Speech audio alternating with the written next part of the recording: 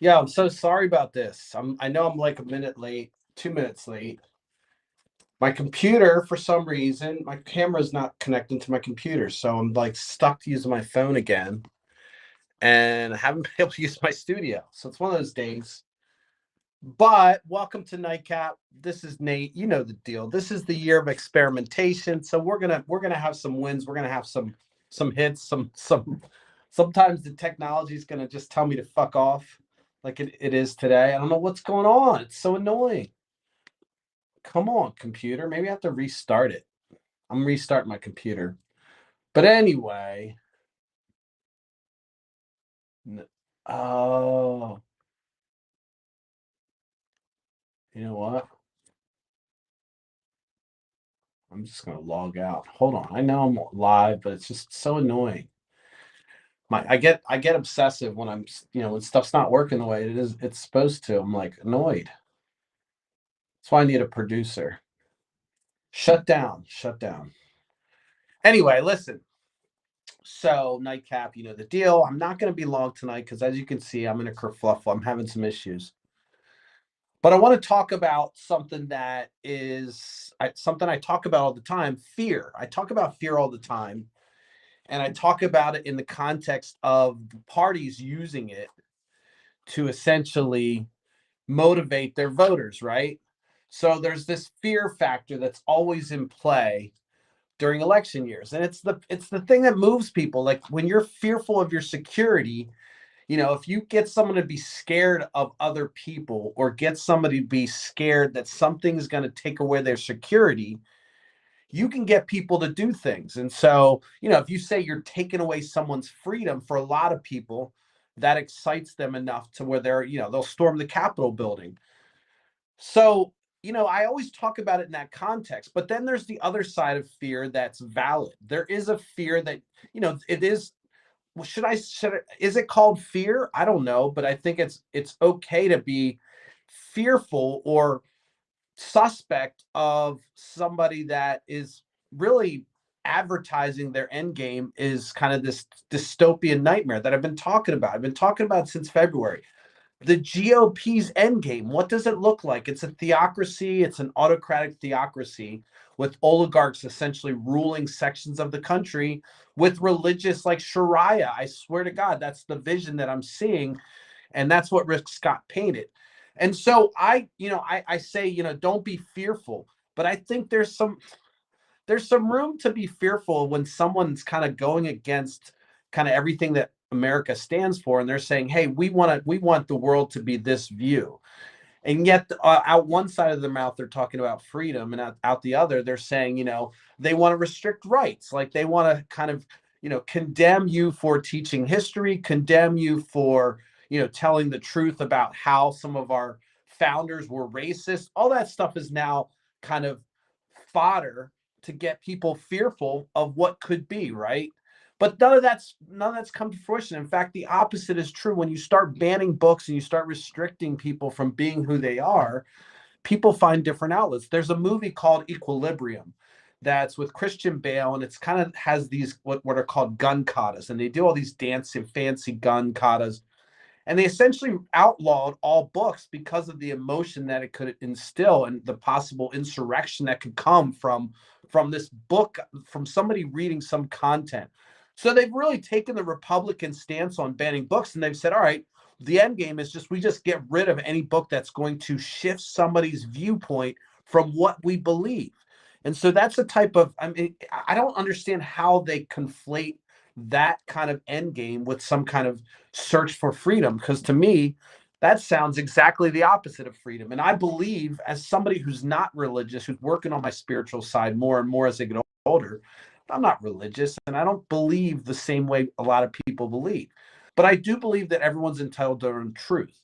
And so it's okay to be fearful that somebody's going to make an effort to change that fabric of what makes America. And I don't, that's something that, when I talk about fear and don't be fearful, I think it's okay to look at them transparently and say, all right, there's a reason why I should be fearful because you've said how you want it. Now, should you be fearful that, what it's going to look like when everyone has their own health, a healthcare plan that doesn't bankrupt them, allows them to kind of be nomadic with their job and choose a career that they like.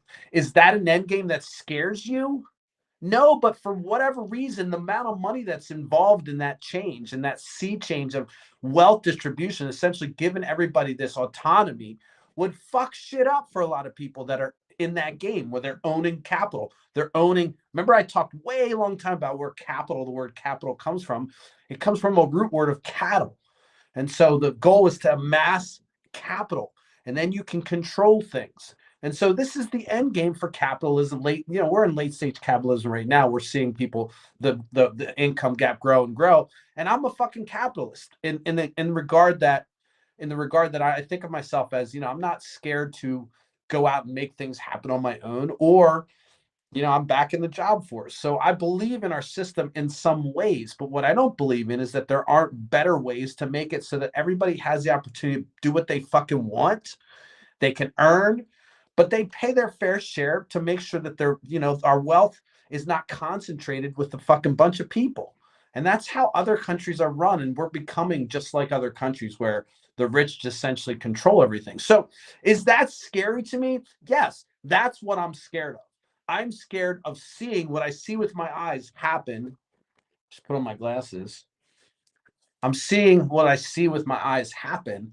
And I'm thinking, all right, this is kind of happening. History shows it continues to happen. Now the rich have amassed so much power and control over the narrative that they can influence people, and states are doing it too. And so, you got all this crazy shit going on. And to me, that's a reasonable thing to be fearful of, especially when you can see it happening. So I don't like these glasses the way they look. They're dirty too.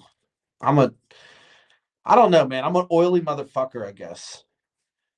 Anyway, so my point is, and like I said, since I'm having all this bullshit technical difficulty, I'm going to end quick. But I want to say that it's probably going to work right now. I guarantee my camera's going to work. Anyway, so this is something to be fearful of. And when I talk about fear, people, Christian people like to talk about the fear of God. Maybe other religions talk about the fear of God or something, fear of higher power. And they talk about it in this good context. I'm not agreeing or disagreeing with that concept, even of God at this moment. But what I'm saying is fear can be used as a motivator. And people know that religions have taken that up to talk about the fear of God as if it's something that you should have as a good thing. And so, fear is a negative motivator. You can scare the shit out of somebody, take away their security, and get them to do shit, which is why those motherfuckers thought that we were taking away their country. So they stormed the Capitol building. People do crazy shit. They thought they were taking orders, and that's still a real thing that I don't talk enough about. But it's like, are we going to see justice on that whole thing, or are they just going to let everybody off with a fucking slap on the wrist because you tried to overthrow the country? I don't know. Still fucking disillusioned with that whole fucking thing. Anyway, so I started out by kind of talking about fear, and I always talk about fear that it's a motivator and people try to scare you into doing things. But when you start to put together the patterns and you start to see that things kind of happen and you can see how things are moving, like Obama said when Citizens United was passed and Republicans were cheering. Well, you're going to start seeing foreign influence of money. Of course, now, foreign countries can funnel money through super PACs and all kinds of ways. Dude, we're being run by China, Saudi Arabia, fucking Russia has some stake in us, whether we like it or not, based on their nuclear power. All these countries that want influence can buy influence now, and they can buy it because you and I only have a vote, and they're trying to squeeze that. Even Rick DeSantis down in DeSantis, the dickhead Trump wannabe that's probably worse than Trump because he's not as stupid and he's not so prone to narcissistic impulses, so he can kind of go and get something done. And so he's been on this tear where he's kind of just suggesting that he has this kind of power that he can manipulate the map so that he can squeeze the black vote. This is an ongoing issue right now that's going on in Florida where they're threatening to manipulate the maps, and they're also threatening Disney with changing their self-governing. Disney's got a lot of fucking, I'm not opposed to Disney taking some slaps on the wrist with what they've done to copyright. That's a whole an intellectual property. That's a whole other thing that they've changed in that things used to become public domain and Disney is against it. So I'm not suggesting Disney's all good, but they did make a stand for the say no to gay bill. And so now the governor is coming in and threatening to change things and use his powers to come after the private sector. So again, this is what I'm seeing. I'm seeing this fascist state controlled manipulation, buddy picking companies that they want that are winners depending on the administration. So then you can start to see how they're just going to kind of coagulate into one, and the state's going to become this fascist corporate structure, which is fucking real. This is what happens over time, especially when that structure then becomes almost a private entity or a protection of the rich, where they can control, manipulate the economy. We're not that far away from this. This isn't like Nate going on some conspiracy fucking run. This is like kind of watching, learning from history, looking at the media that we have now. Right now it's a lot harder to overtake a government than it was back then, I'm sure, because they have better weapons now. They can cripple you in so many ways. So it's harder to that tyranny that we're supposed to always, that power that to overtake the government, which again, I'm talking about something that's legitimate. When the government starts to impede your rights and your freedoms, for instance, book banning, all that shit, that I'm painting the dystopian viewpoint. That is what gives me fear. And I don't think it's based on some, oh my God, socialism is bad, without looking at the math of how, actuary tables work and all the science that really supports, not necessarily science, but experience and historic data that you can see that supports a lot of the viewpoints that I support. And so look, fear is a motivator, and it can either motivate you to do the wrong thing or it can motivate you to do the right thing. Maybe when it motivates you to do the right thing, fear isn't the correct word. I should pull out my little fucking emotional wheel from therapy. I have this little wheel that I'm supposed to pull out when I'm talking about my emotions. That's like, it has all these things, and my therapist gave it to me. So I go through it. It has like a center thing, and it has this outer thing, and I can say, all right, I'm angry, and then I can see descriptors, and at the end, it has better, more variation. So it's helping me, believe it or not. I'm pro therapy. It's fucking helping me because I'm not very good at, at dealing with my emotions. But the point is that fear has some subsets, and it has other things underneath it.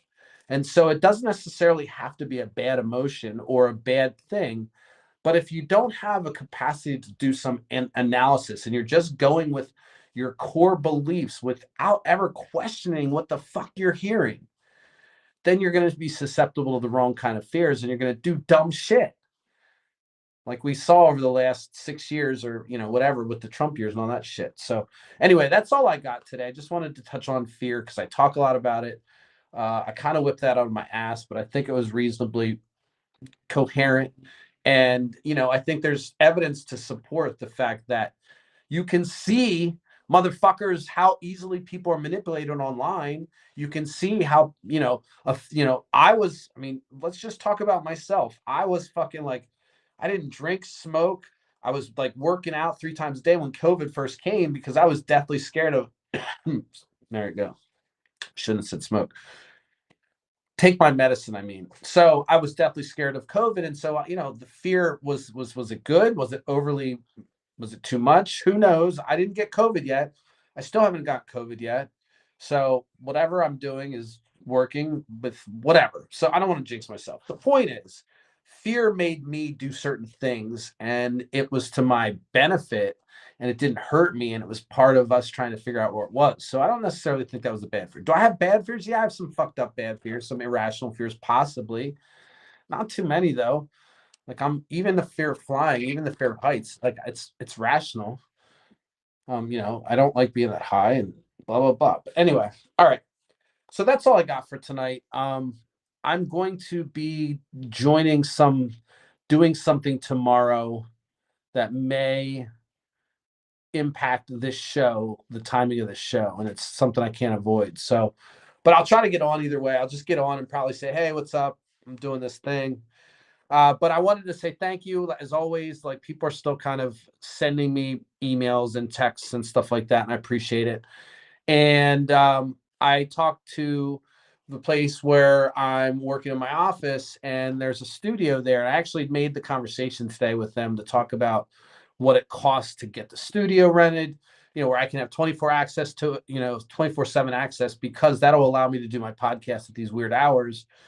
And then, and I also kind of checked it out. And so, and they're expanding it. So I'm pretty excited about doing some things there. And I might even do a couple lives from there just to kind of get the flow and get the feel, because I get like a couple hours now where I can do it. And so the cool thing about that spot, though, by the way, which is relevant to the show, is that there's a round table kind of set up there, and there's all kinds of space. So it'd be a perfect place where I could up my game in this after hours concept that I'm thinking, that I've been talking about for a while, and have more of a round robin conversation. And I presume I could have wine or something, and kind of have a round robin conversation and make it so that that's kind of the next level of where I want to go. Look, I'm avoiding TikTok because I can't whittle my fucking thoughts into 15-second memes at this point. I'm working on the concept.